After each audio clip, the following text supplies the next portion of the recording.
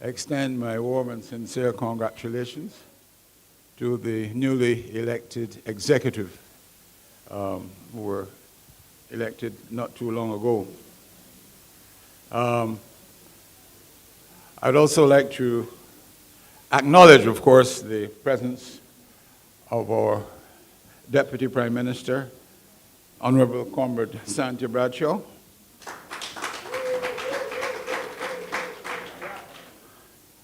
And of course, a former parliamentary representative and President of the Senate, Comrade Wilfred Abrams, Comrade Reginald Farley. Well, thanks once again for the distinct pleasure and privilege of introducing this evening's next speaker, who, in my view, has served Barbados with distinction at the international, national, and domestic levels. At the international level, for example, he has represented Barbados at the wider Caribbean, at the global, and the wider Caribbean, at the global platform in Switzerland, where he spoke on the use of technology and science in disaster risk reduction. At the national level, one must recall his pivotal role shortly after the historic general elections of 2018. Pardon?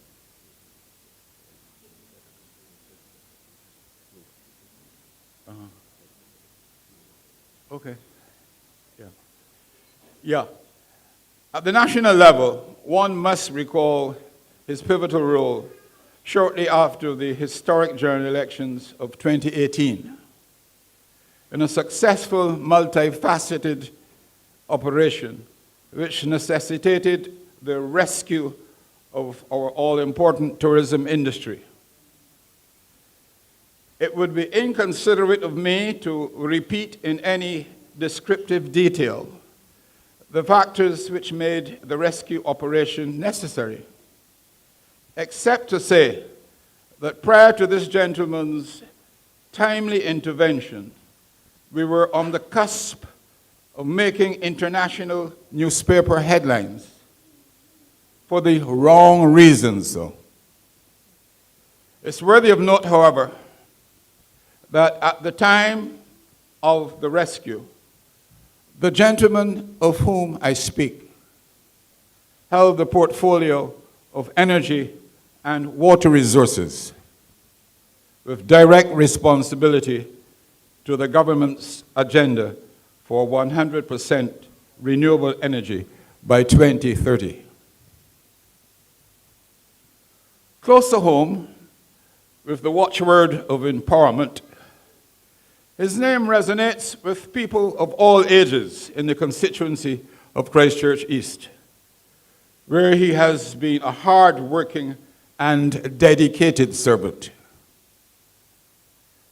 and particularly so with the youth, among whom he has established an excellent relationship with the students of St. Bartholomew Primary on the Hill and those here at St. Christopher's Primary, both of whom I understand, in a matter of days, will be celebrating their performance at the recent 11+ examination. He has served the students of these schools as father figure, mentor, and invaluable source of inspiration. Comrades, ladies and gentlemen, join me in welcoming the parliamentary representative for Christchurch East and Minister of Home Affairs, Public Affairs and Broadcasting, Comrade Wilfred Arthur, my namesake, Abrams.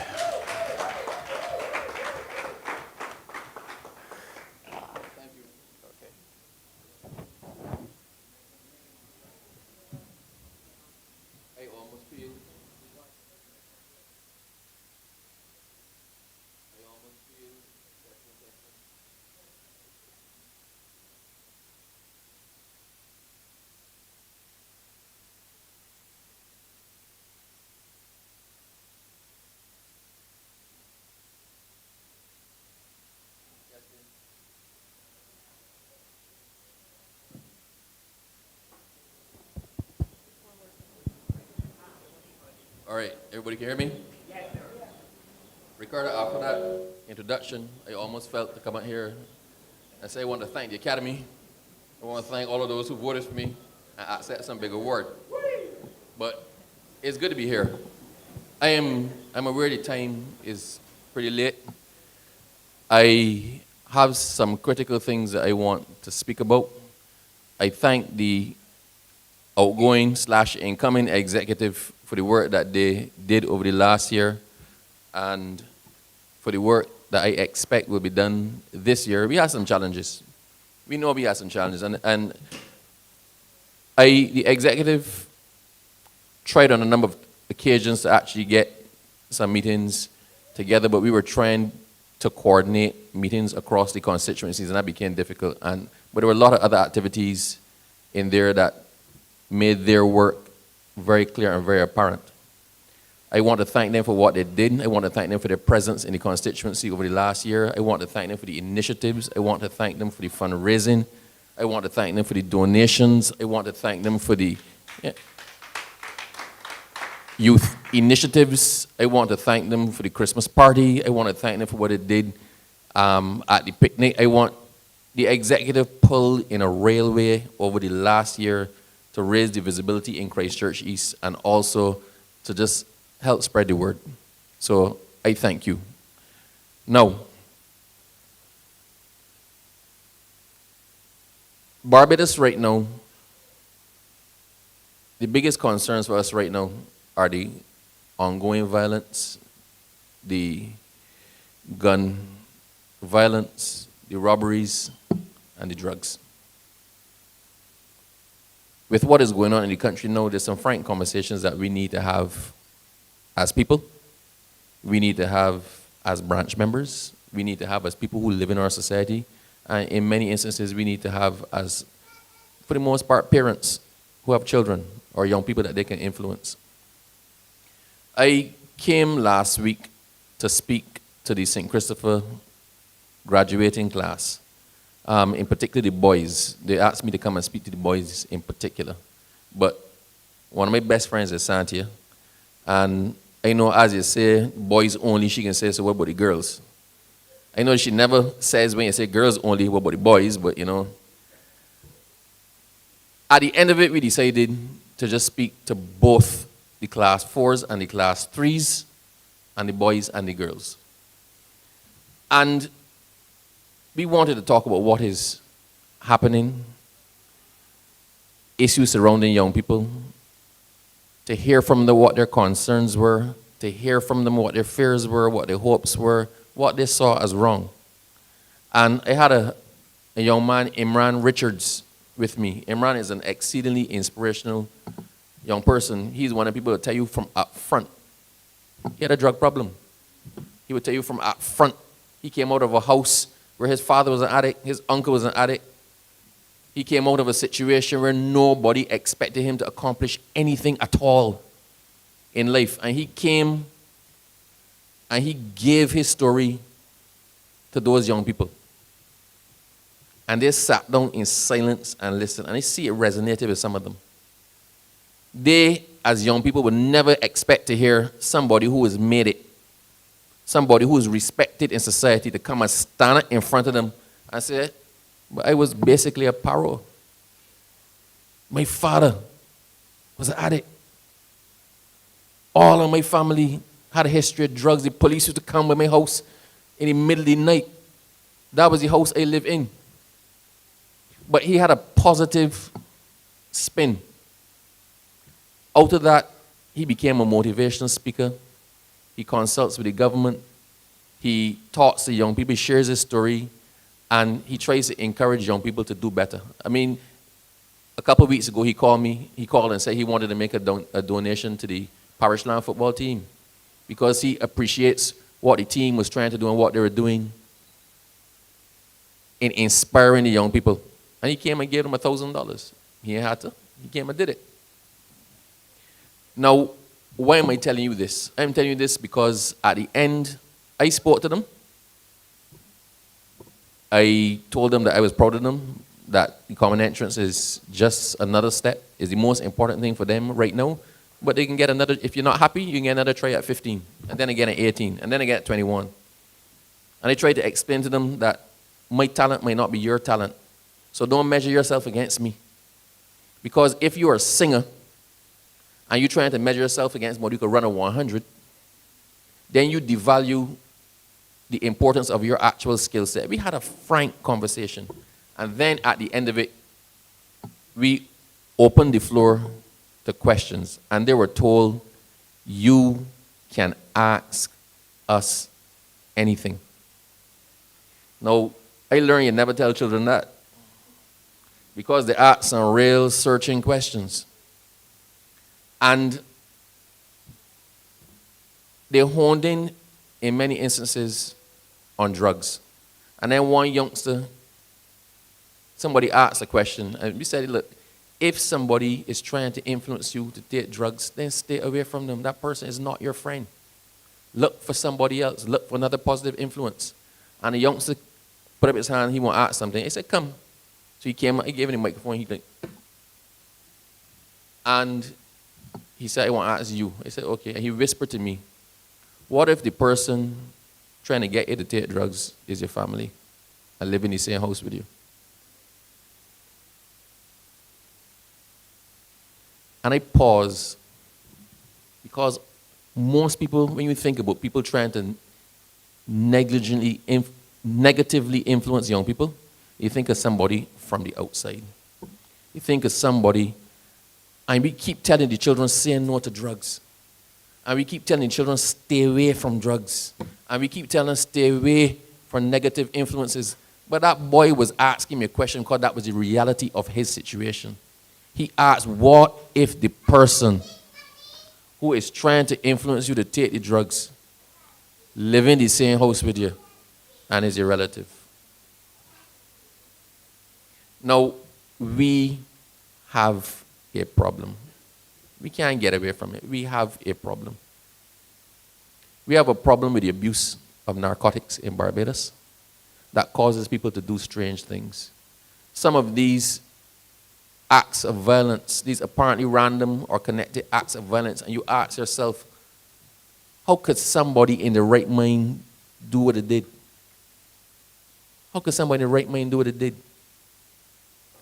But that's the issue. A lot of people are not in their right mind. I'm speaking to you all very frank. I don't even mind if the press carries this because, you know, at some point in time, we got to be real about what it is we're dealing with. Stop hiding. This ain't politics now. This ain't B, this ain't D. This ain't Christchurch East, this ain't St. Michael Southeast, Northeast, St. John, St. James, whoever. This ain't that. This is Barbados.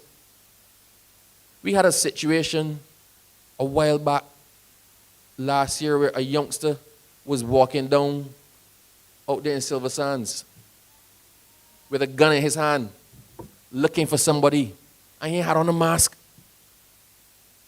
And I thought to myself, what are you thinking? What could he possibly be thinking walking down the road with a gun in his hand, calling for the person by name? And he does not even have on a mask. And somebody said to me, that's the problem, Abrams, that's the problem. You're all trying to solve this by rational thinking and trying to use rational thinking to deal with irrational people. He said when he's on his mollies, when he's high, he has a mission. He knows he's trying to find this person. He ain't thinking that he's going to get caught. He's not thinking, what if I discharge my gun and somebody else gets hit? He has no thought path past the immediate. One of the organizations that I'm over is the National Council on Substance Abuse. I was in a grouping recently of maybe 100 plus people. Many of them had children. And we were discussing the issue in Barbados. And somebody asked, was a Molly? And the question was asked, has anybody here ever seen a Molly? About 3 people put up their hand. out of 100 and something, we do not even know what it is that the persons we are concerned about are taking. We can't identify it.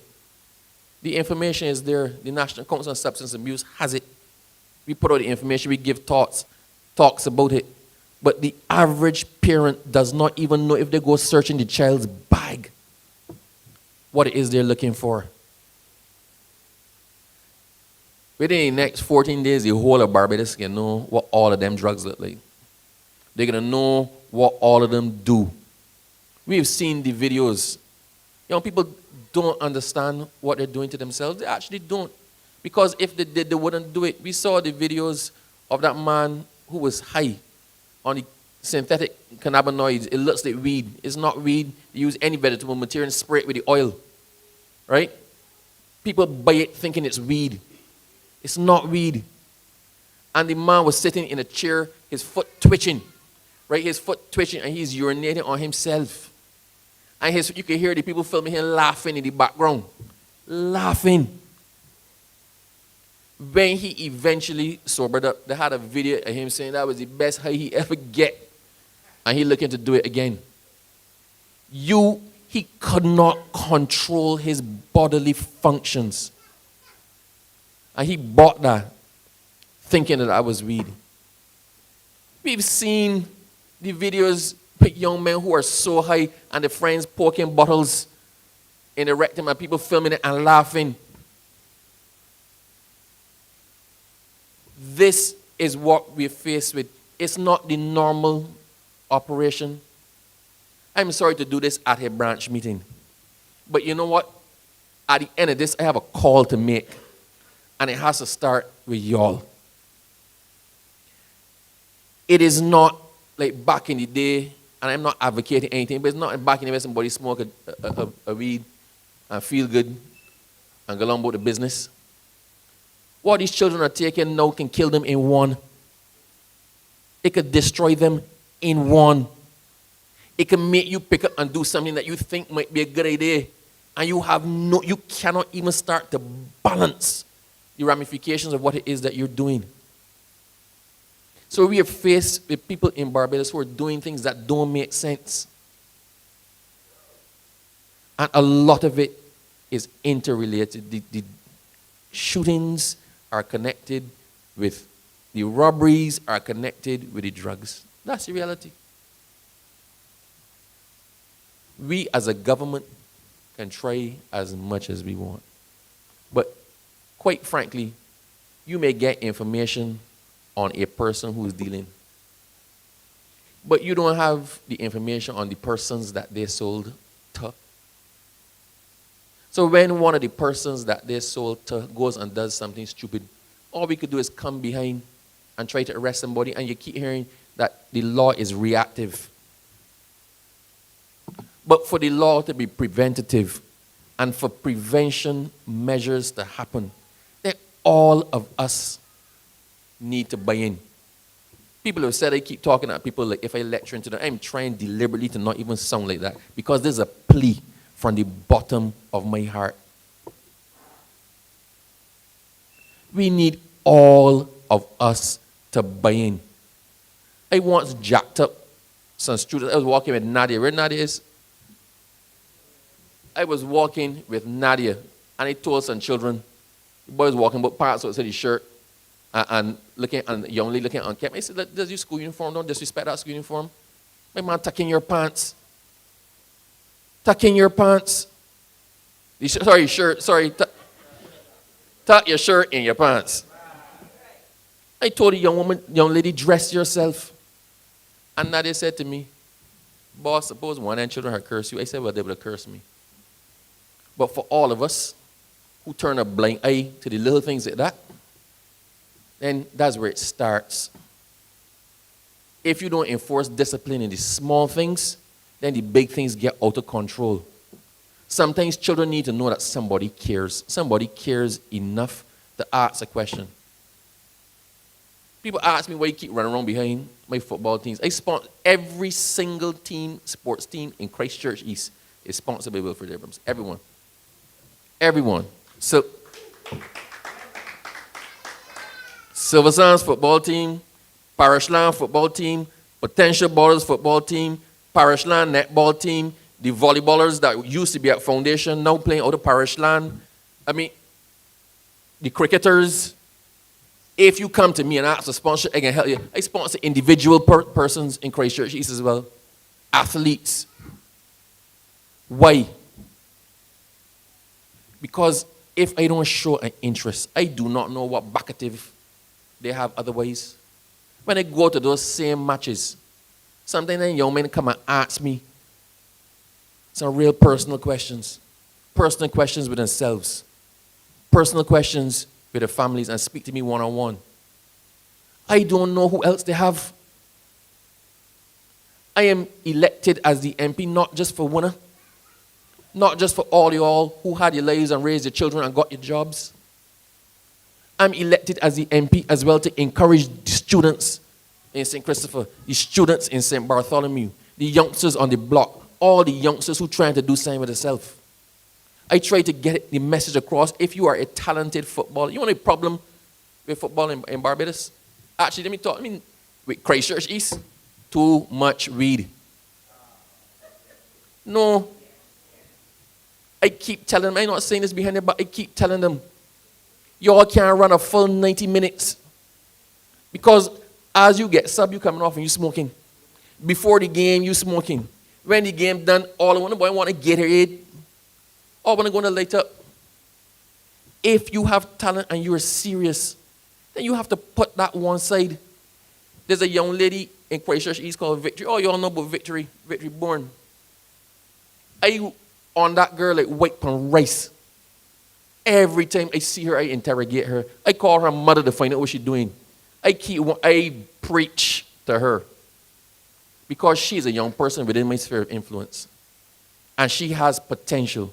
But for all the rest, they need somebody else to help to bring them along. This is where you all come in. We have done well over the last year politically. We've done well in the conference. We had a fantastic conference. In the picnic, for all you who went to the picnic, you realize that the bar at the picnic was taken over by the Parishland football team and the Silver Sands football team.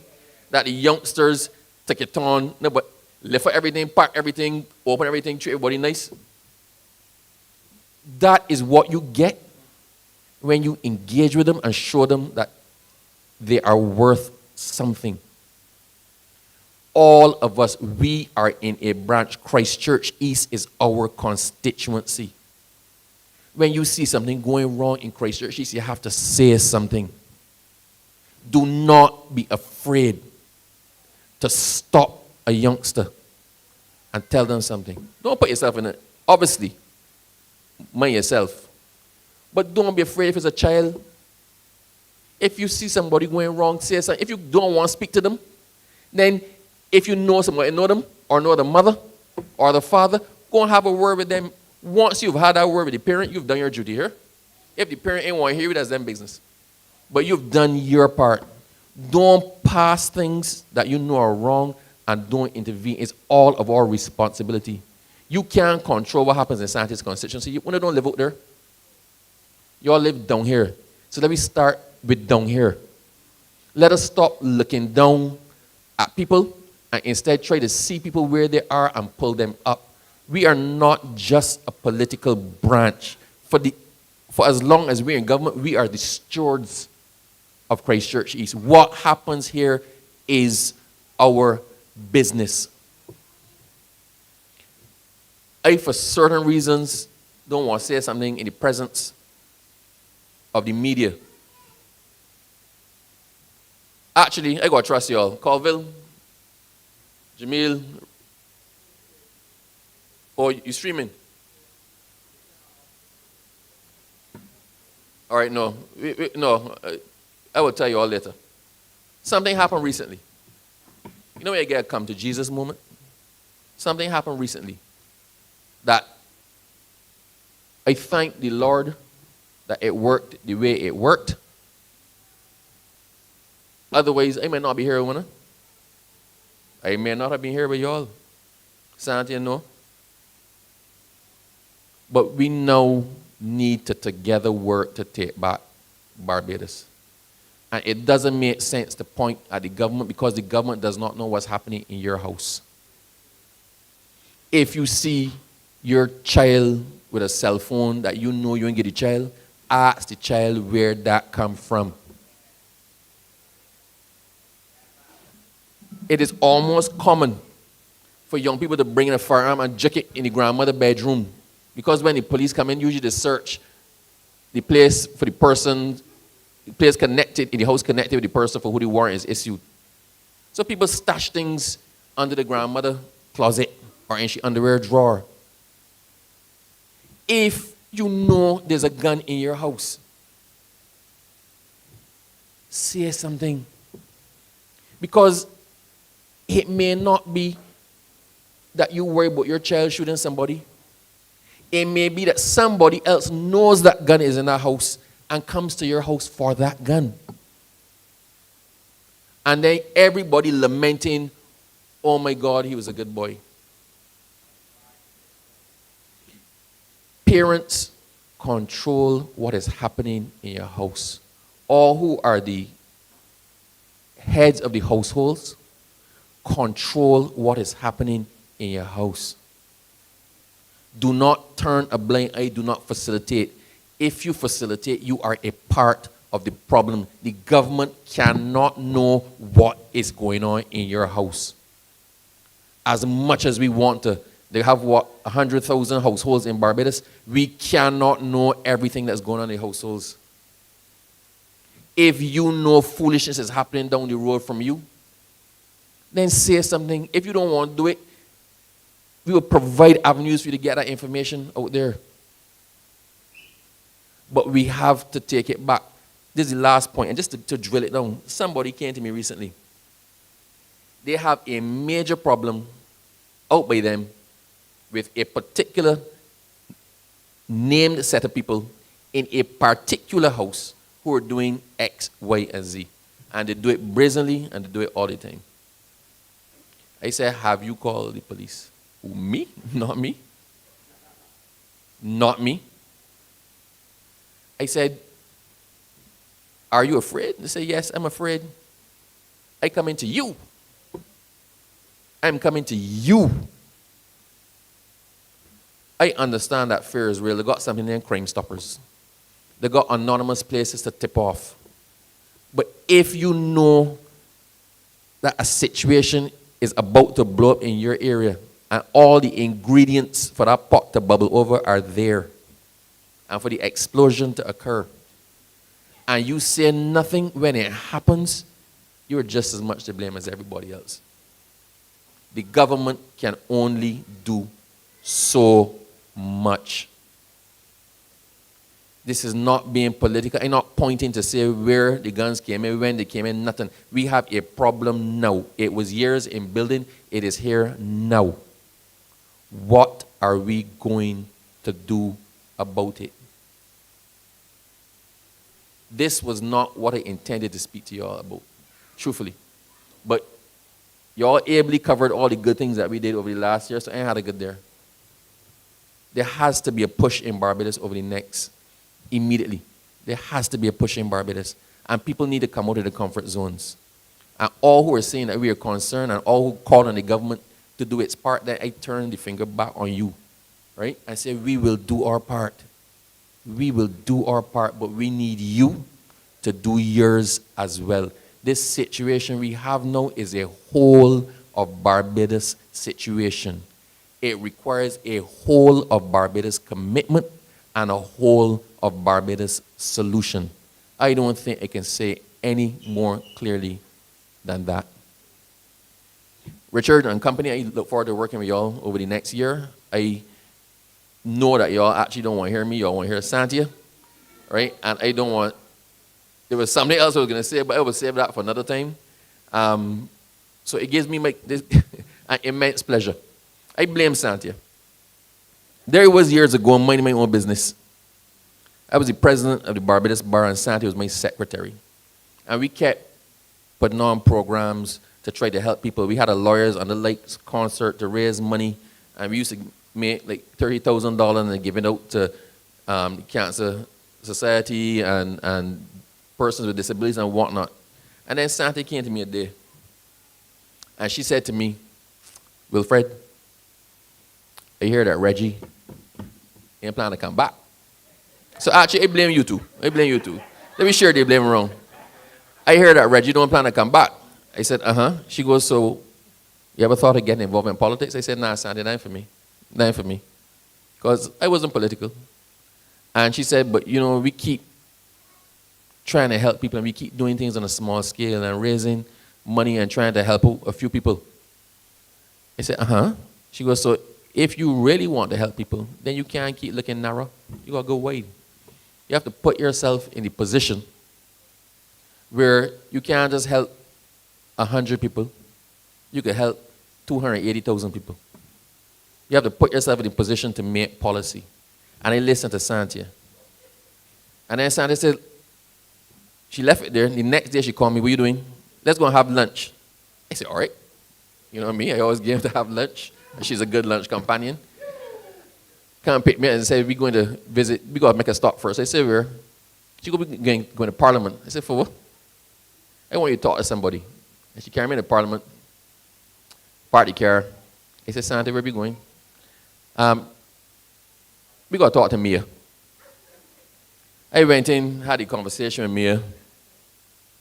I'm not going to do my Mia voice because I'm being streamed, and I like my job. And I ended up in politics because Santa convinced me, Mia challenged me, Reggie then encouraged me, and then how many ever years later, here I am.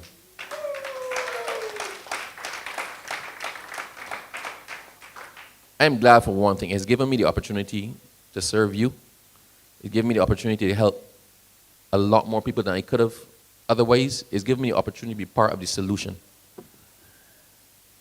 But I always think back to that and think the whole Santia changed my life.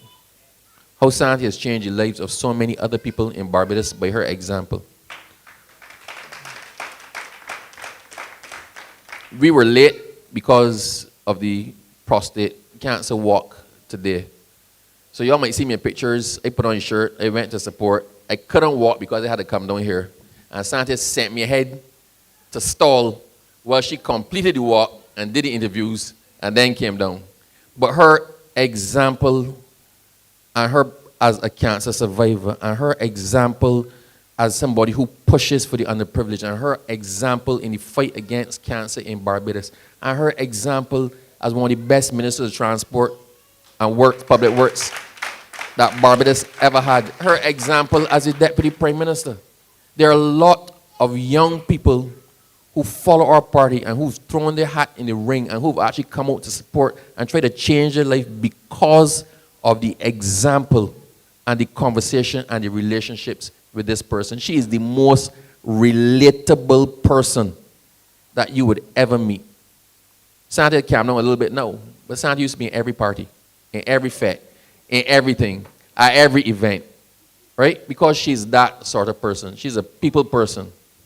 She's my good friend. She is an exemplar as a minister, and she's an inspiration to all of Barbados. And I want to ask my friend to come and address my branch. Thank you.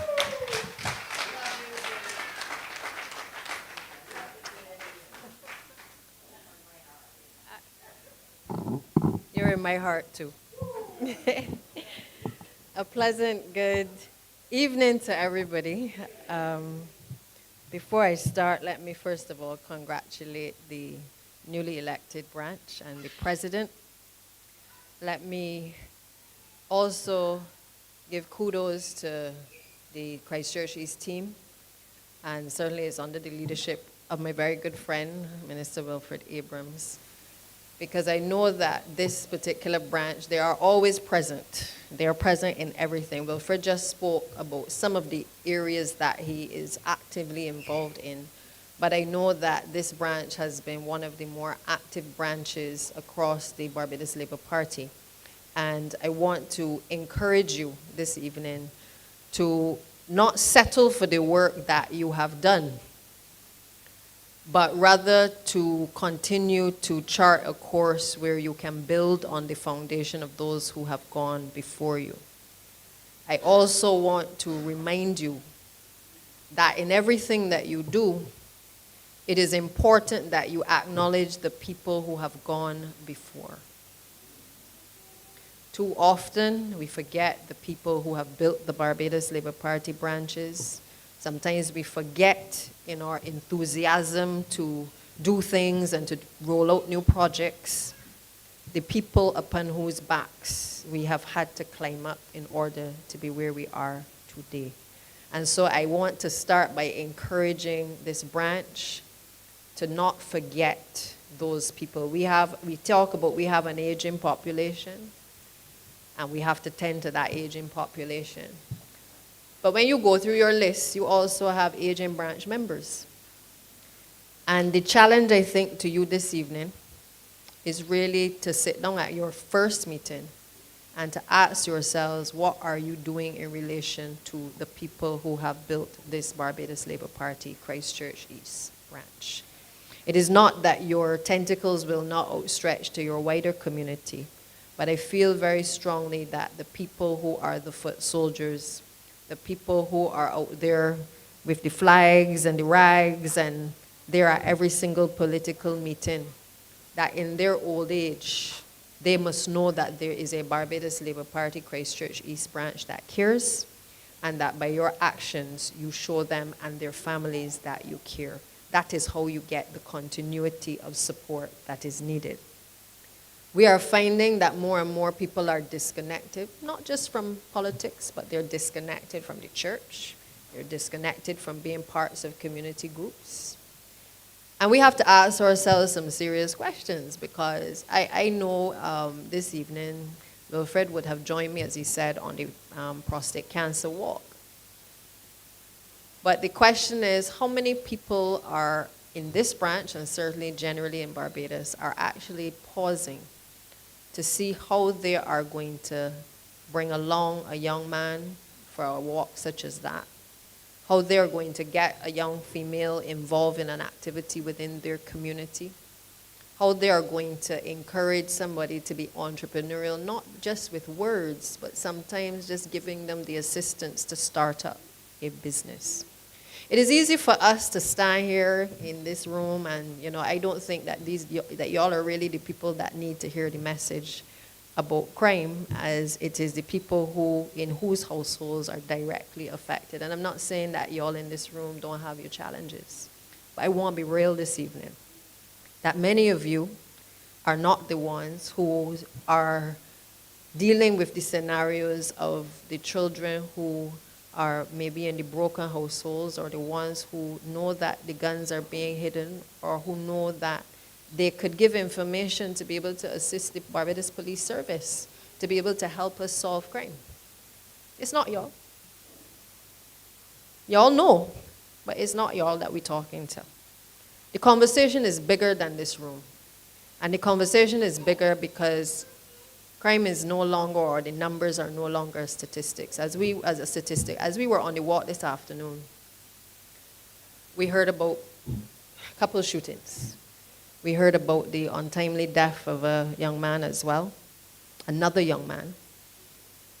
And I must tell you, it is painful for me, and Wilfred knows this, because in all of the things that he said I have done in my years of service, I have directly perhaps had the most impact of gun violence in my community.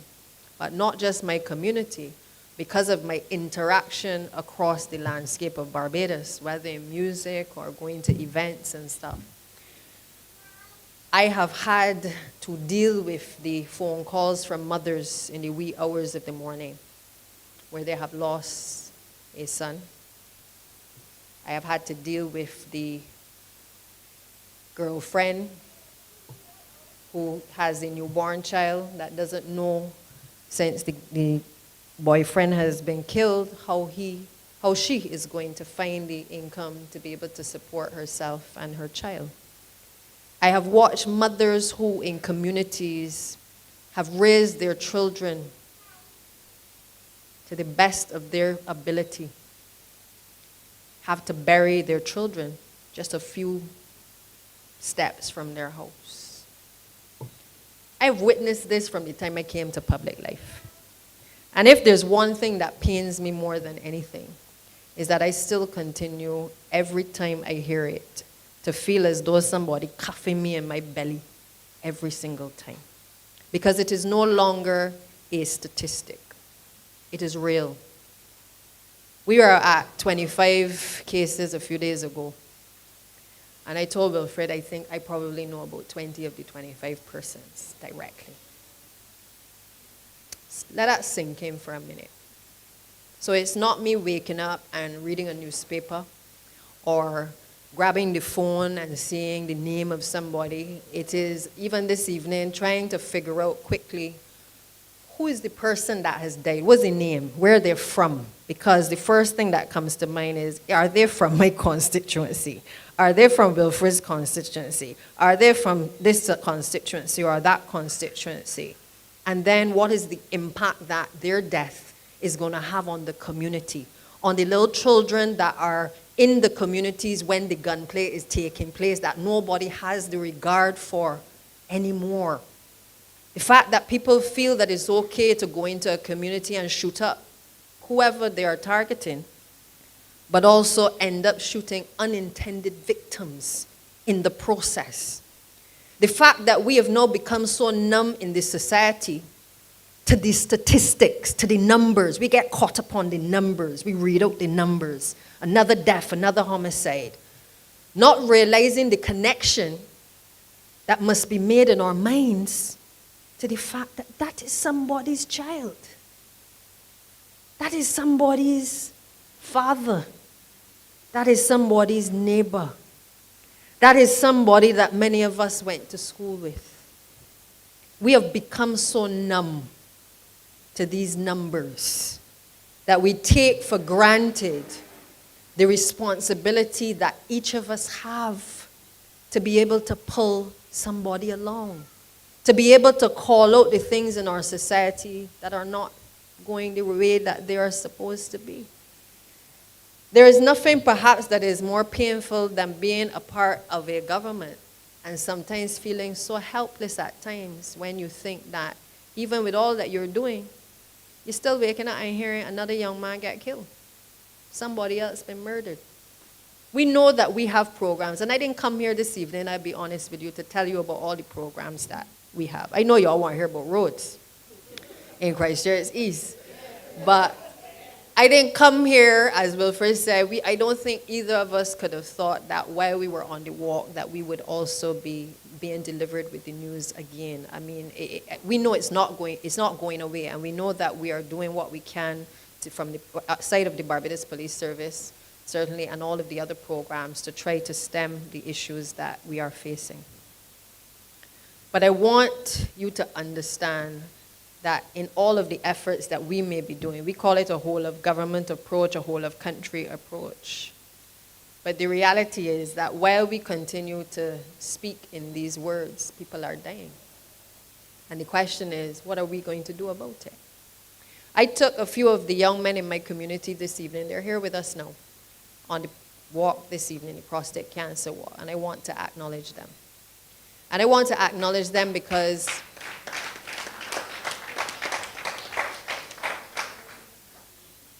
we could easily say, man, we ain't got the transportation to bring them up the road. We could say, you know, the parents need to come, and therefore, if they don't come, we're not taking them to do activities. But I firmly believe, and I practice what I preach, and as one thing that I will go to my grave doing, that if I'm going to tell a room like this that you must stand up and be counted in terms of what you are doing for the country, then I got to do it as well. And they came out this evening because prostate cancer is something that will affect men. It may affect them. It may affect their fathers. It may affect their brothers. It may affect their friends. And if we don't start to have the conversations with our young people in the way that they can understand and engage them in activities along with us and not be talking at them and telling them you should go and do something, you should become something, without actually holding their hands and saying, come into the room, be a part of the room and be a part of the conversation, be a part of the solution. then we make him walk sport about this thing. I sat here at the table, and they will laugh when I say this, and as young boys do, they all have the cell phones. They figured out how to get onto the Wi-Fi, and they're all on the Wi-Fi, and they're on their phones. And Auntie Santia, as they know me to be, looks up at them, gives them the eye, and says, "Put down your phone." Right here on the table. And out of the respect that they have for me, they put down the phone. First thing. They then, as young men do in this generation, look all around the room because they're trying to figure out, all right, what I really doing here? Because Auntie's not here, bring me down here. What I really doing here? And then I did this. Listen. And they're listening. They listen to Wilfred. They're listening to me. And I hope that they will take away from this experience something that not only can they share about today, but that again, when they may think of either getting in trouble or they think about the next event that we're doing, that they have the excitement and the appreciation for what it is that we are really trying to do, not just as leaders, but as their aunties and their uncles within communities as well. I was raised by a family that, for me, everybody was auntie and uncle. I practice it in my community. These children will tell you, I've opened a community center in the heart of the Golden Rock area. And it was to be a safe place for young people. Because if things are hard at home, you must know that you must be able to come by the center. And in that center, there is a safe space that you can express yourself freely, respectfully.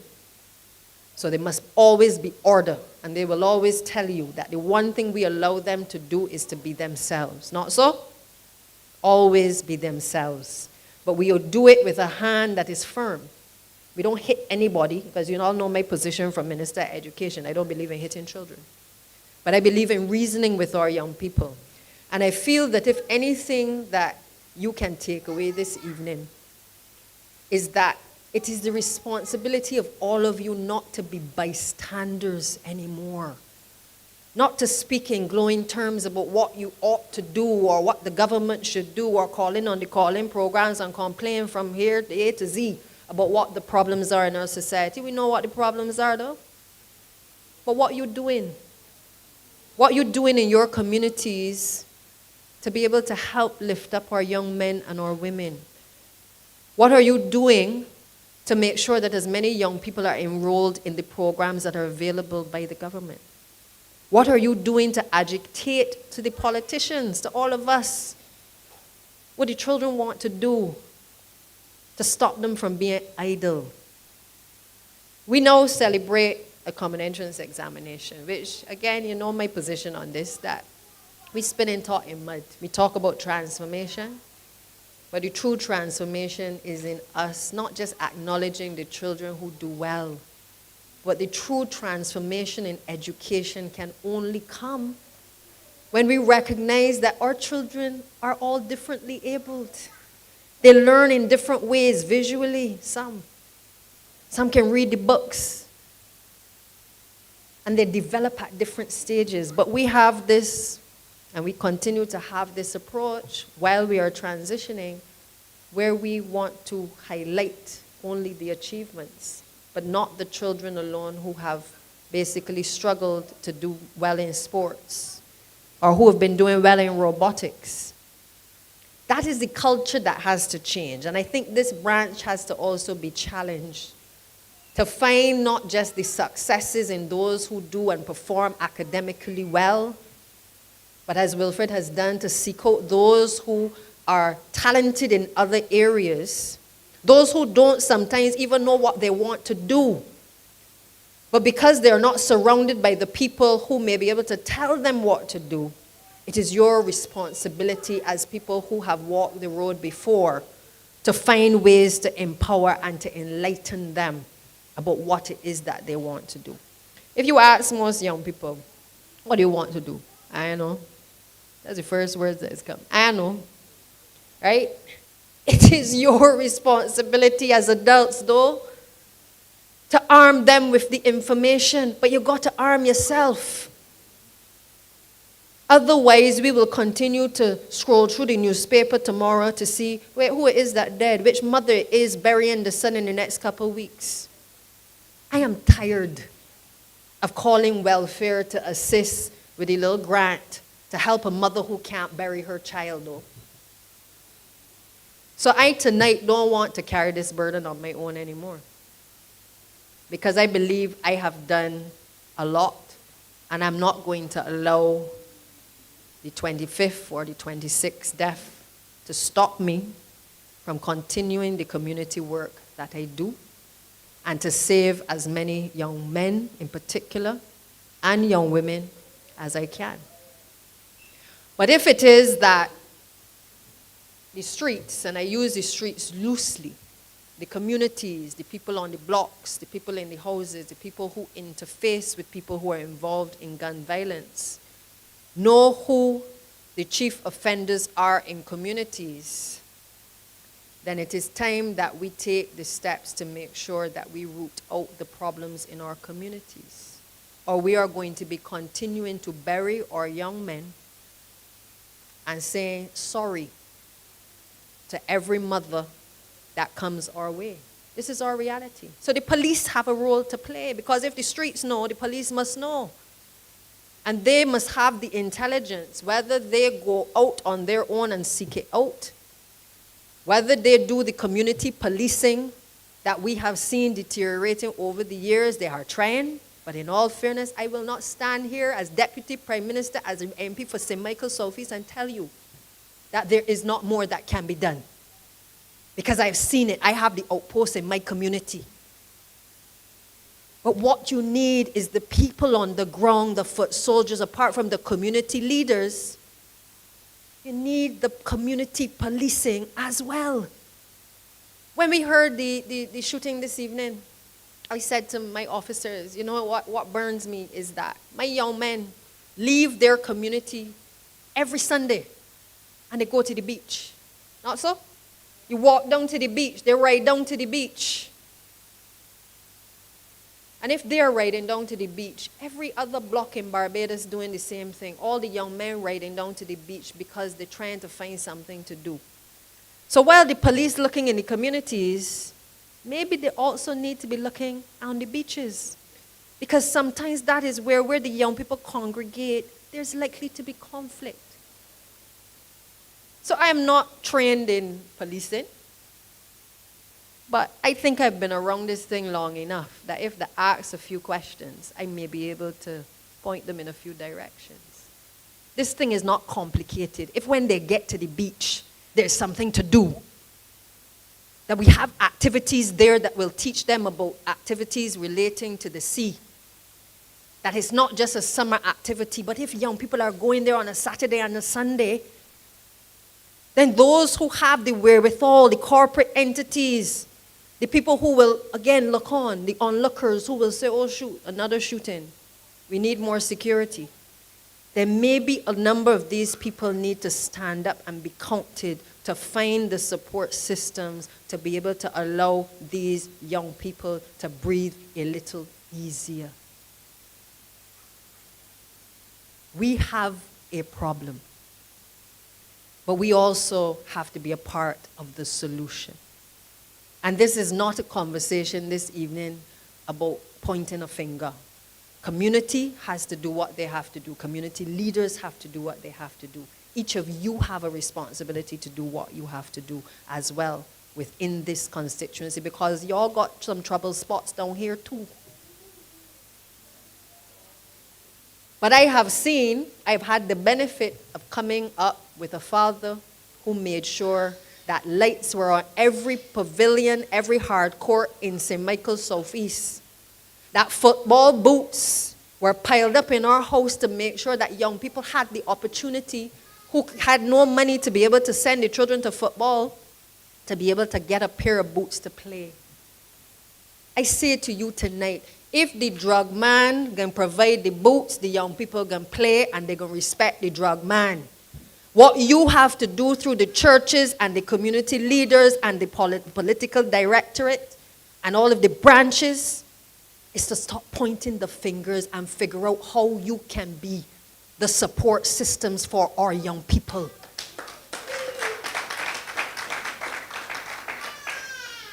I remember telling a doctor some time back that there wasn't much difference between the politician and the drug lord. And he looked at me and he paused and I said, well, let me just go on and clarify it a little bit because that might be a little hard for you to understand. But politicians provide a lot of support in communities, whether you're sponsoring football boots, you're sponsoring the games, you're helping with the cricket, you're helping to do community events, you help to send children to school, you help to do breakfast programs. We do a lot of things. We do a lot of things with the support of our communities. But the drug lord does too. And they do it because sometimes we are missing the gap of the support that people need in households. People do not care sometimes where the support is coming from so long as there is support. And if they don't see any of you, they don't see any of the people in the churches, they don't see any of the people in the communities in terms of the leadership, they're going to go and they're going to take from the people who are assisting them and putting food on their tables and making the young men and women in the community feel like they are somebody. We are forgetting the basics in this country, that we must make people feel like somebody. And it is not about a handout. It is about teaching people the basics of life, of teaching people how to maneuver. There are many people, and Wilfred, you know this, many people do not understand how to maneuver life. We set up all these systems, all these agencies.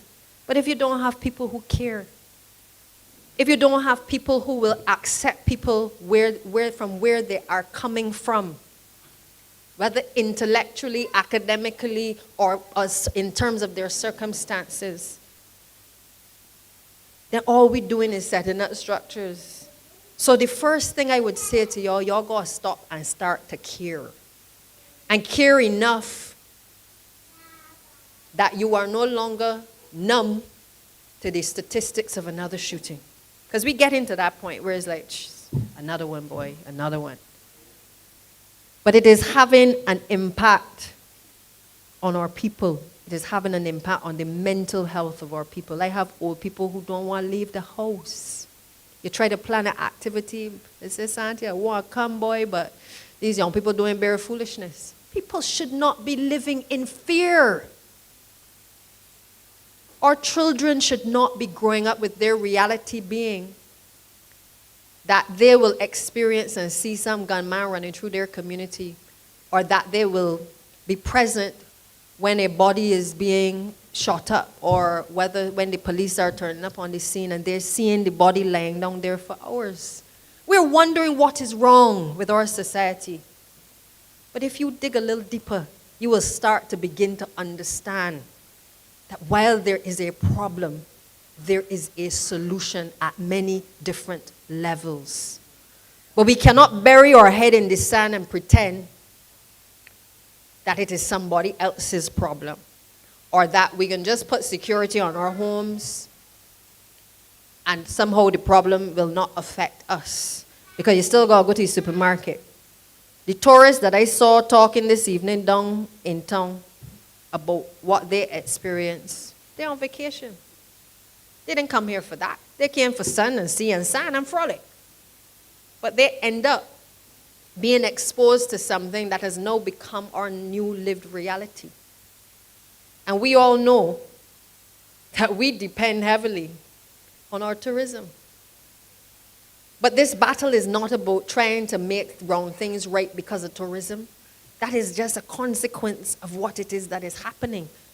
I am about trying to make sure that I'm able to raise my young men and women in my community, that they can live a productive life. And that must be the mission of each and every one of us. So if you haven't been playing a role, or you ain't sure how to do it, because I get that too. There are people who want to help, but they don't know how to help. My grandmother always tell me, sometimes you gotta put out your hand when you don't know the answer, and you gotta ask a question. Or as another aunt of mine would say, you got a tongue in your mouth.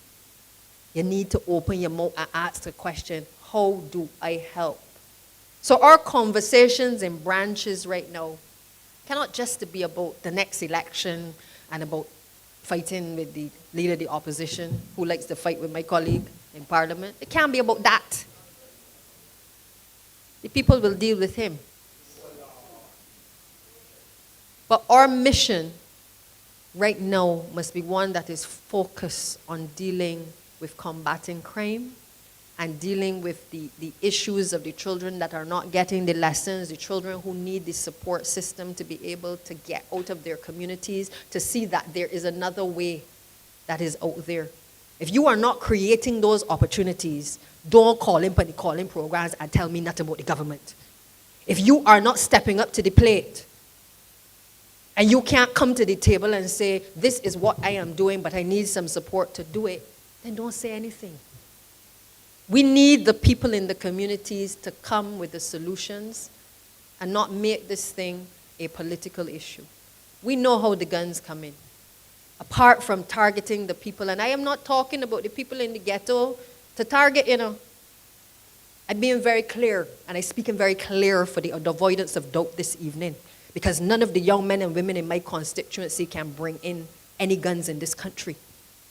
So our approaches must be targeted at all levels. And if it disrupts and it offends and it upsets, well, I want to tell you all this evening, I'm dealing with it.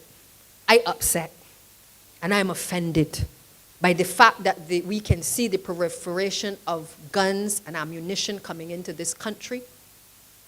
And as a consequence of how it is coming, our young men are dying. I am offended by that. So for those in high places, the time right now is for you to be concerned, because the approach of the Barbados Police Service cannot be targeting young men and going into communities and raiding communities alone. Because that is what when I speak to the people on the ground, people want action, but they do not want a one-sided approach to combating crime. We saw a few weeks ago in my constituency in an approach by the Barbados Police Service to have blockades at various areas in the community. And I stand here tonight and I will tell you, I have been telling them for the longest time, stop vehicles, not just in the St. Michael Southeast area, but stop the vehicles and make it uncomfortable for people who are involved in criminal activity to move with comfort through communities. This is not a conversation about tint. This is about stopping and being able to conduct your searches. They know who they are. This is not to disrupt ordinary Barbadians, but I support the police taking the action that is necessary to make people uncomfortable, because when you make people uncomfortable, they think twice. They will form different approaches, but at least you may make them uncomfortable enough that you give the rest of us a little bit of peace as well.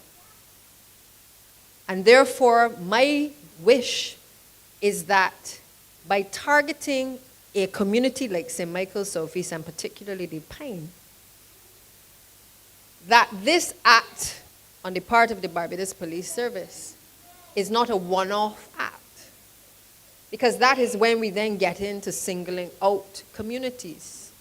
And I can tell you St. Michael Southeast has been singled out from I think I was born in 1976, from 1976 when it was P for Pine, P for Perry, and P for prison.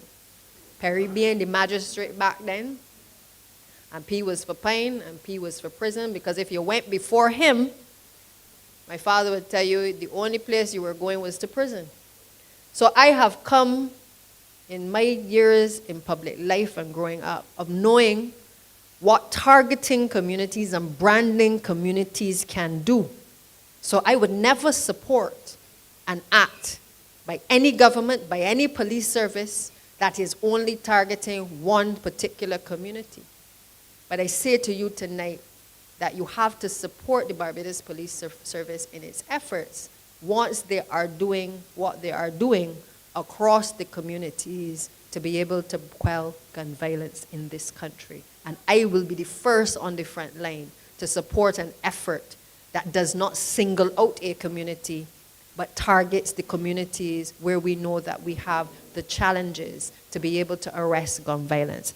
I will leave that there. Now, to what I know that y'all have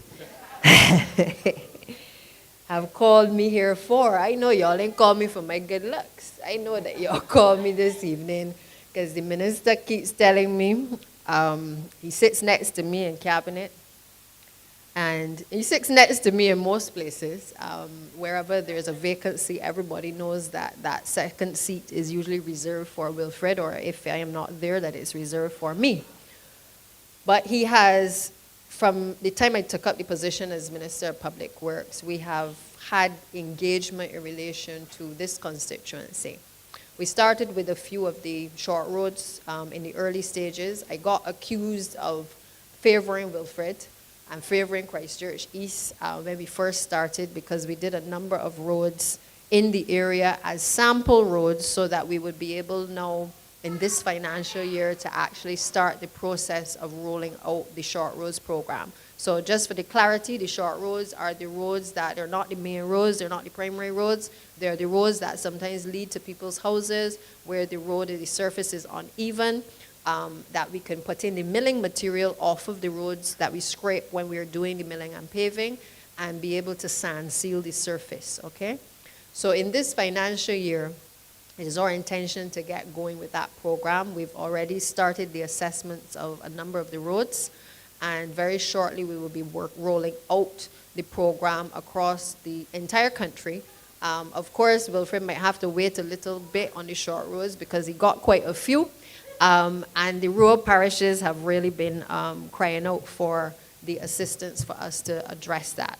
But the Cart Road program is intended as well to be able to help a number of the small contractors, the medium-sized contractors, which again has been our mandate from the time we came to office, to be able to empower people to play a role within the rollout of the government contracts, and in particular in road works. So that list has been shared with me by Wilfred, and we are working through the assessment. So I assure you that if there are others to be added, as I have done on every occasion when it comes to road infrastructure, I try to give everybody a little something, right?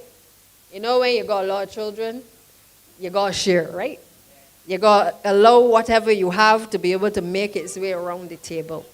Well, the people in this room and the people who supported the Barbados Labour Party on 2 occasions gave us a mandate that we are eternally grateful for. But coming with that has equally been a responsibility to not only try to level the playing field, because as you know, there were a number of constituencies that got no love whatsoever. They got no assistance in terms of infrastructure. And what we have had to do on coming to office is really to make sure that in each area we try to prioritize for every MP at least a few roads, and we do it in rotation. So the truth is, y'all have gotten Gibbons Terrace. You've gotten that under roller compacted concrete. It was one of the first roads, I think, that we actually did under that particular program, right? That was part of a $50 million road under the CAF program, and we singled out Gibbons Terrace, and we started to do the road works on there. I think that has now been completed, and that will now be the model for a number of the other roads that are going to be rolled out. Chancery Lane is another one where the residents have now resorted. Now I feel like it's a dual member constituency, because they don't only write to the minister and the representative, but they have taken to writing to me. And so I want to thank them as well this evening as well for their comments, because I am not the kind of minister that I am very broad when it comes to criticism. Because I use the criticism to be able to see how I can better and to deliver on the things that people are asking for. So you will even find on social media, I engage with people who criticize or who ask about a particular road, because we may not be able to answer everything in our normal press releases, but if you raise something about whether it's lighting or infrastructure, I try to respond to let you know, well, there's a pecking order. There's an order in which we are working or that the resources are not available at that particular time. We also have, so Chancery Lane is essentially under RCC. It's in the process of being designed. And what perhaps I think Wilfred often struggles with, and most of the other MPs, is the fact that we will say from government's end that we are doing particular roads. But what the public doesn't seem to understand sometimes, and we've been trying to keep reiterating this every time that certainly I speak and the technical people speak, is that there's a process for doing roads. Roads are like building your house. You can't just, well, you can, but you might build it badly. If you're serious about house building, you're going to at least have a plan, a sketch, something that you're going to work with. But road building is no different. Before I can determine that I'm going to fix Chancery Lane, I have to get designs done. I have to consider the drainage. I have to meet with the utility companies to decide how many utility poles I'm going to have to move. I also have to engage with the Barbados Water Authority to determine whether they have mains that are at the point where they need to be replaced. I have to then also liaise with MPC. I have to talk to Flow. I have to talk to Digicel. MPC, natural gas. And so the coordination of efforts sometimes is really what causes the delay or the slow pace of the implementation. We've been doing a lot better in terms of being able to accelerate the roadworks program. I can tell you without fear of contradiction that we have done way more roads than I think have ever been done in the history of this country, whether under Mill and Pave, where we did about over 75 last year. We are doing about close to 50 now under the Focus Roads program. The Focus Roads is a program which we recognized last year when we did the Mill and Pave, where we were only doing roads that required easy works, that didn't require any mains replacement. We recognized that there were some roads that kept falling off the list, and Wilfred could tell you about this, that there were roads that we felt needed more design or they needed more drainage infrastructure. And we had to pause to be able to place them in a different program to be able to have the additional resources and the time taken to be able to design those roads. So a number of the roads that you're seeing being done presently are not the strict Mill and Pave roads. You are seeing sidewalks going in down in Eden Lodge, for instance. We're doing concrete works along with the roads actually being milled and paved. We've had to coordinate with the large contractors and the small contractors to be able to facilitate both of them being able to participate in the program. Because as it stands right now, we have 3 large contractors in the country. And I believe that we have, and we owe it to the people of this country to be able to build out a few more of the businesses that can be involved in road building and construction. We want quality work, so it can't be that you're just giving people contracts just for the sake of giving it either.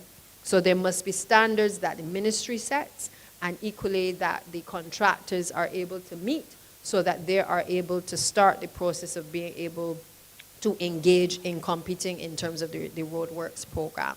So we have Focus Roads, which, as I said, is taking place as we speak, and that is across both the St. Michael areas, Christchurch, St. Philip. We're going all across the country with that particular program.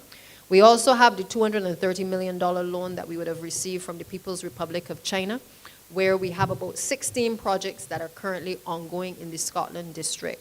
Now, while that, I'd say to people, it does not maybe affect you because Christchurch is not in the Scotland district, but what it does is it improves the road network in this country, which allows for easier and greater access to the rural parishes.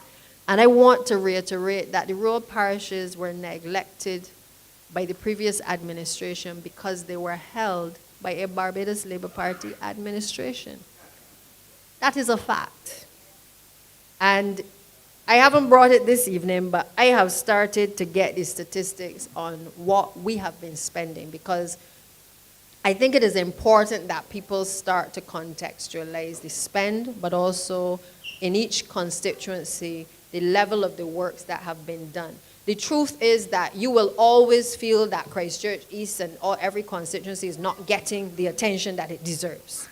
But the reality is that you also have in Christchurch East a lot of long roads. Chancery Lane is not a short road. You also have Enterprise, which we've put into the CAF program, which, my God, it is bad. And we have put it into the program to have the Enterprise Road as well designed with a view to being able to get that fixed. So that when Chancery Lane is finished, you have a full stretch coming down the highway. That will then join with the Highway 7 project that is currently being designed as well, which will continue from the Oystons area and head towards the Independence Arch in town. So we are not being ad hoc in the way that we are approaching the island's infrastructure. But I want you to take away this evening that road building is not a simple process.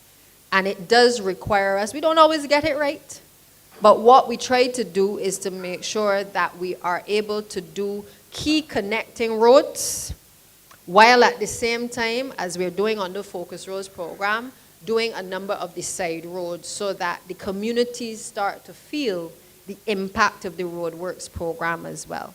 Because on the Mill and Pave, as you know, we did a number of main roads. We even did Highway 7 because Highway 7 was deteriorating. We didn't have a choice but to accelerate Highway 7 on the Mill and Pave, even though we knew that we were designing Highway 7. But we have had to, in a sense, do a lot of that type of rehabilitation work because the roads were simply in a poor condition. Now, people will say, and I made a joke this evening when I was on the walk, that they deliberately sent me walking so I could count the number of potholes that there were on the walk. And I took note. I must tell you that since I've been in this job, I do exercises on the weekend, and I find myself looking in drains. If you see me walking, I swear sometimes I can fall down because I'm looking to see, where a drain wants cleaning, whether the light pole has a light on it. I have really become very integrated into this thing. And I even as we walked this afternoon, for instance, along River Road, there were a couple of the grills and stuff that it was noticeable that we need to correct in terms of the infrastructure.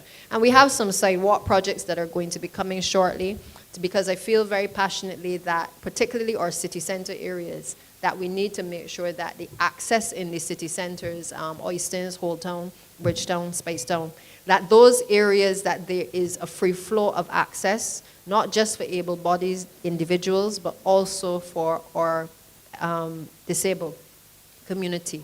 And so it is important for me that as we do the planning in those cities, that we ensure that the curbs and stuff are conducive to people who are elderly, people who have any form of disability as well, to be able to ensure that they have the mobility in those various areas.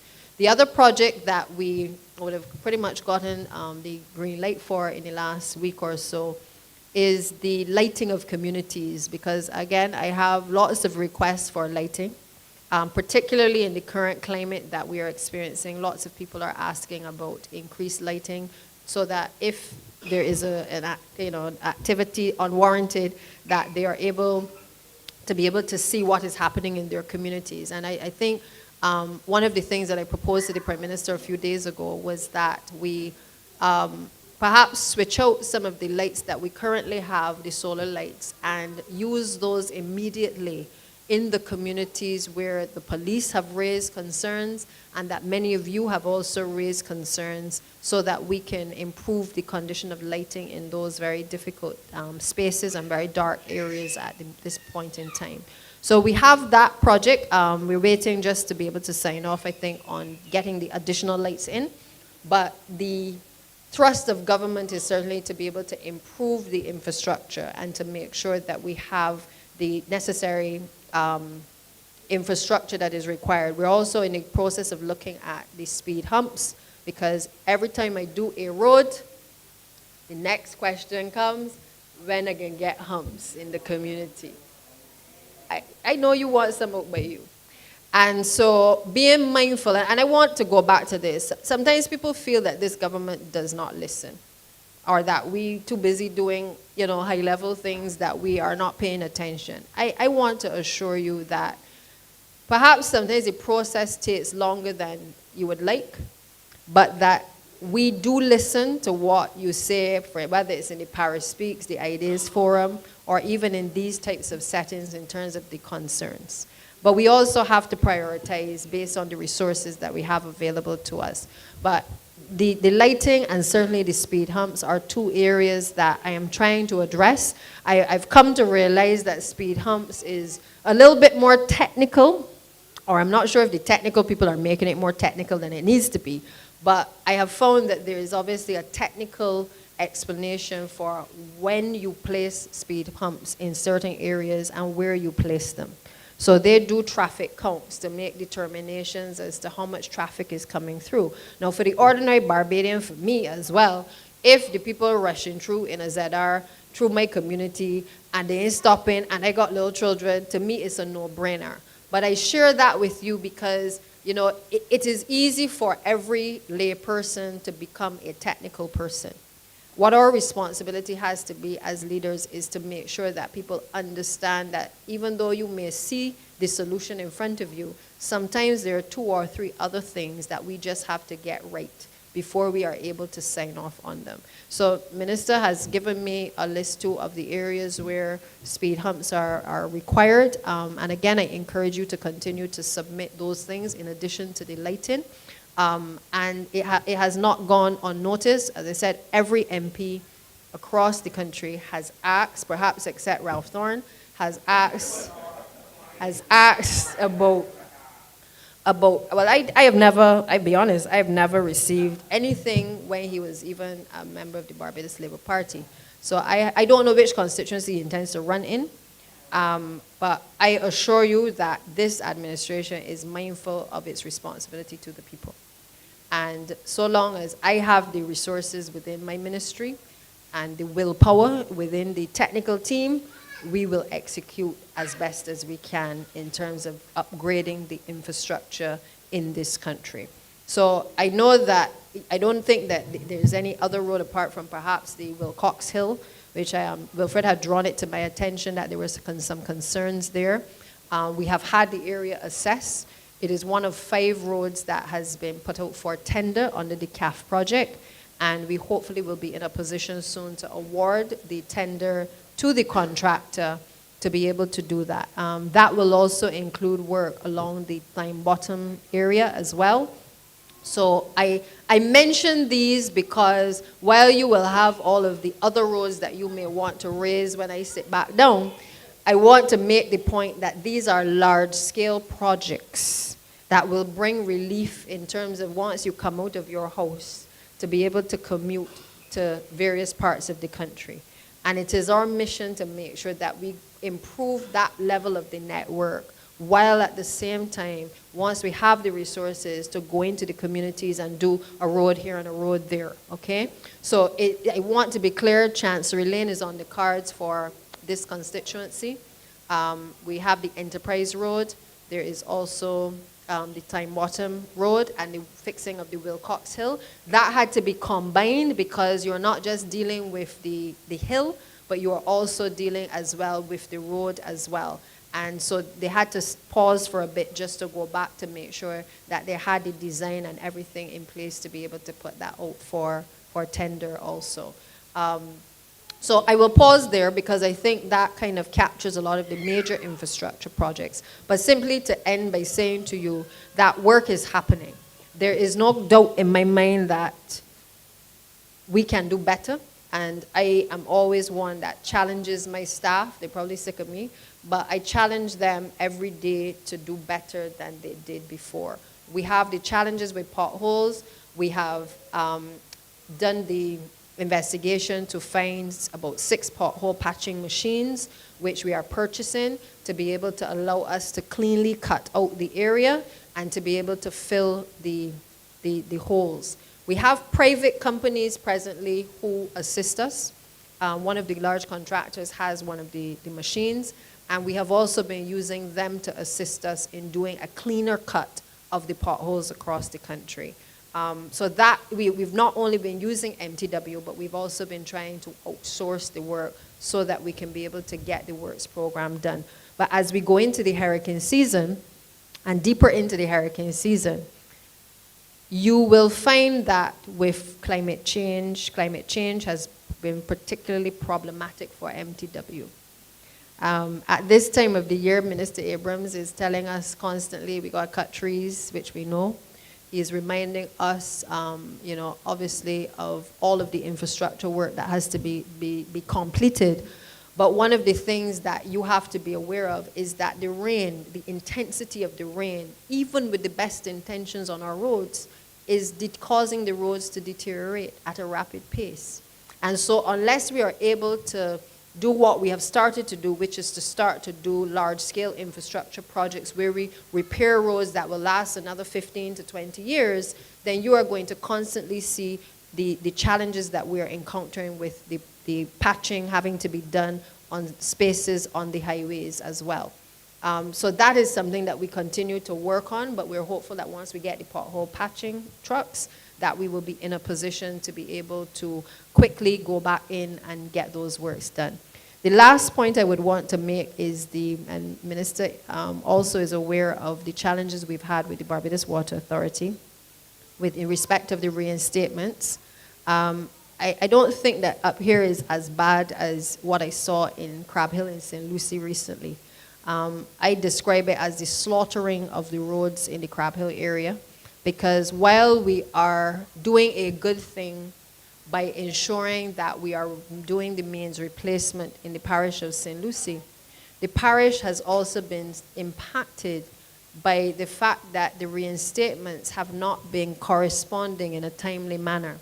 And it has been particularly difficult it's not fair to the people in that community. We took a tour there a few weeks ago, and we will shortly start the works in the Crab Hill area. They actually are going in to repair the roads fully, and we will pass on the bill to the Barbados Water Authority because I have simply had enough. But it is that coordination sometimes that is challenging for government entities. BWA has to fix the roads in terms of reinstating when they have gone to fix a burst main, but we have challenges at times in being able to have that done in a timely manner. The rains come, it then opens up the hole even bigger, and then we have a bigger problem on our hand. But if we can nip it in the bud earlier by MTW going in and reinstating, sometimes it has to be the whole road that we have to reinstate, as opposed to just the portion where they have done. And those are the decisions that, as the ministry responsible for the roads, we are now being more aggressive in the approach towards Barbados Water Authority, because it feels sometimes like you're doing real hard work, but then when you peek around the corner, you see a Barbados Water Authority dig up taking place. So it's a work in progress. We're consulting with them, and we're working towards trying to find a resolution that allows us not to have the ire of the public taking place on the calling programs, and certainly blowing up my phone as well. But with that said, Wilfred, I give you the assurance. You blame me for bringing you into politics. I think I did a good thing. I don't think I have thrust you on the people of Christchurch East without some benefits. And I will tell you quickly before I say that the truth is that I felt back then, because Wilfred was the president of the Bar Association, that this young man at the time took on the lawyers who were carrying away client funds and actually made examples of them. And I felt that that was the character of the type of person that needed to come into public life. Somebody that was not afraid to call a spade, that was not going to be hung up on the friendships, and that would, despite it being his profession as well, was prepared to call out the bad apples and to say, you know what, enough is enough. And that's why I think we have had the friendship we've had for this long as well, because I know that he is a straight talker, sometimes too straight, and that gets him in trouble, as you all know. But his heart is in the right place, and I have seen his growth in the last few years. He did not come into public life as a politician, but I believe in heart. And if your heart is in the right place and you have the backing of the team that he has around him, even when he slips, you all have to be there to pull him up. Pull up the pants and put on the bracers.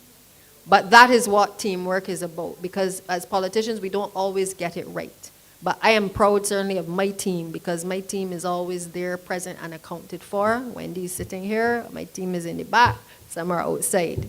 But that is what having a team is about. And I am confident that, in his role, whether as minister or as part of the cabinet, that he has added the value that is needed for us at this very difficult time in terms of governance. And I certainly look forward to him being able not just to be, again, the representative for this constituency, but to continue to do the work that he's been doing on behalf of the people of this constituency. So it has certainly been my pleasure to be able to serve with somebody who stands up for something. Because there are a lot of people out there who ain't standing up for nothing. And when you find somebody who is prepared to do that, that for me is a blessing. And therefore, I want to thank you, the executive, and certainly Wilfred, for inviting me here this evening. I hope I have been able to share some of the updates on what is happening in your area. We are also cleaning the drains as well. You would have seen the teams busy in and around the Oystins area the last few weeks when we had the oil spill. But those are the same teams that have gone above and beyond the call of duty in that area, but also, yes, please give them a round of applause. These men have worked in very dangerous conditions, in very small spaces, to be able to make sure that we got that oil out of the Oystins area. But they are the team that is on the ground across the country as well, trying to make sure that the drainage systems are upgraded, but also that the drainage systems are clean. And I would just urge you, in the spirit of this hurricane season, to please pay a little bit of attention to around your homes, and to making sure that, because if you all see some of the things that we pull out of the drains, it's Bajans that put them there though. It's we put them there. And therefore we have to be responsible in what we are throwing out through the window, how we are littering, how we are allowing things to flow into the drainage system, because it has a direct impact on maybe not people in your own community, or it doesn't have a direct impact on you right away, but in many cases, what happens upstream flows downstream. And then it creates a problem in the St. Michael areas and other low-lying areas as well. So we can, and I think I will end as I started. We have problems, but there are solutions. But the solutions begin with each and every one of us. I thank you and good night. Okay, now we want to invite Minister Abrams. He wants to say a few words, and then we will have a question and answer session. Thank you. All right, so I got a message when I sat down from somebody who was there 2 Thursdays ago, and that person, what they said in the message made me decide to tell you all. Let me tell you all what transpired. 2 Thursdays ago, we had a doubleheader football matches down by Inch Marlow playing field. Deacons was playing potential ballers in the first one. Pro Shotters, and Silver Sands was playing, Parish Line was playing Deacons. Both matches went into overtime and penalties, and when the football eventually finished, it must be about 1 o'clock in the morning. And I was leaving. I was walking out with some people. They stopped to talk to some other people. I said, well, none of them obviously got no wife at home. I go home to mine. And I walk out to the road. I walk, not calling the names, somebody to the car. And as I was coming out, I saw in the gap opposite, the dead end opposite, a silver Axio with some Z plates. Black, tint, black. I thought to myself, the boy don't really park up in there. What that person doing park up in there? I looked at the car, couldn't see nothing. I dismissed it. Went, got in my car, and roll out. About 2 minutes later, I got a phone call from somebody who was out of breath. I said, what happened? He was just had a shooting over here. He said, what?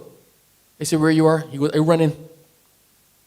So I turned around, I called the police, and I turned around and I went back.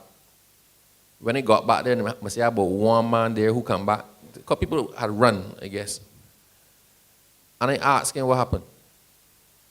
And he said, my mom, we just walk out of here, and I had a silver Axio parked there. As we get out, the car pull out, 3 men jump out and start to shoot at the place. And I ain't making this about tint, right? So this is not about tint. I'm saying I couldn't see the car. But that's not the point. It didn't look right to me.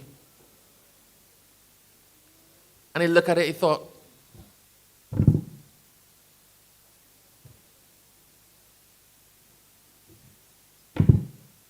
had I not walked out then, there I would have been any batch of people coming out who they were shooting at. That's the reality. And one of the fellas said to me, he came, he saw the same car, and thought, what that car doing here? That car don't usually be out here. And he was watching the car, so when the men pull and jump out, they're already watching, so everybody started to run. When I tell you all of us need to be involved, if something out in your area and it don't look right, say something. If a car parking you gap, where cars don't park in your gap, call the police. Let us not ignore, if it doesn't look right to you, then just pay close attention. Luckily, nobody was hurt, but we went back there looking for shells.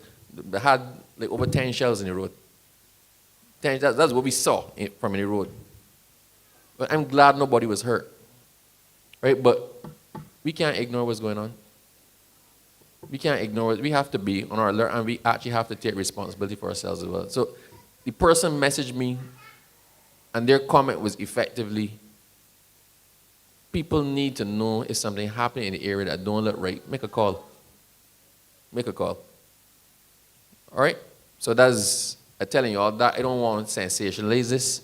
I don't want this to be nothing. I want it to be about taint. Right? I am just saying those are the facts. Take what you can from it. So now, the floor is open. Santia exhaustively told you all about the road program, the considerations, why you didn't get the road do yet, but that ain't on the cards. All right? The floor is open for questions from anybody for the next 10 minutes. Wow. All right. Let me go with Cock first, because I know you, Richard, and chances are your question can be harder to answer than his.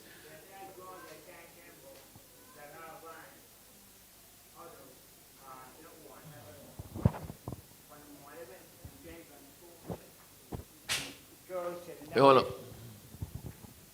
The girl sitting down in the man's lap, you can't see through the van. That is despicable, Wilford. We want that fixed up. All right, And the part of one of when the driver is smoking and the drinking and got the cell phone there. yeah. No, we're aware, we're aware of the issues with the ZRs. It's something that Santia is well aware of. The Transport Authority is aware of. There's a move on to put GPS and cameras in all the PSVs. So if you plan to operate a PSV, you have to have GPS so we know if you're going off route or whatever, and you have to have a camera so things can be seen. I will draw your observations to the attention of the Transport Authority with respect to the children and the weed in the ZRs. I promise to pass that information on. But your concern is our concern, and that's a culture and a way of thinking that needs to be brought to heel very, very quickly. Yes, Richard?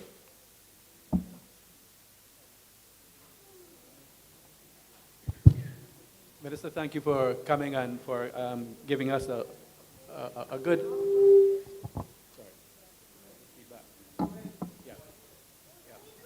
a good picture of what's going to happen up here in Christchurch East. I am in Chancery Lane, and one of the questions that one of the engineers in my area asked me to ask you, it may have been considered already, but if it's not, it's something that maybe you could take back and talk to your engineers, is when you go up Wilcox Hill, you go up the first hill, and you do the hairpin bend and go up the second hill. That second hill is falling away. That's falling apart.